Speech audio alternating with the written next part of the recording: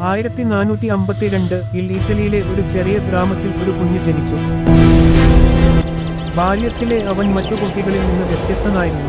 കളികളിലും സാധാരണ കാര്യങ്ങളിലും അധികം താൽപ്പര്യമില്ലാതെ പ്രകൃതിയെയും മനുഷ്യരെയും ആകാശത്തെയും മണിക്കൂറുകളോളം നിരീക്ഷിക്കുകയായിരുന്നു അവൻ.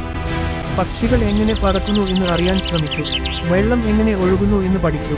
മനുഷ്യരുടെ മുഖഭാവങ്ങളും ശരീരഘടനയും അവനെ അത്ഭുതപ്പെടുത്തി.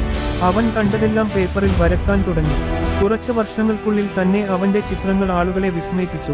പക്ഷേ അവൻ ഒരു ചിത്രകാരൻ മാത്രമല്ലായിരുന്നു. മനുഷ്യർ ആകാശത്ത് പറക്കുമെന്ന് ലോകം ചിന്തിക്കാത്ത സമയത്ത് പറക്കുന്ന യന്ത്രങ്ങളുടെ രൂപരേഖകൾ അവൻ വരച്ചു.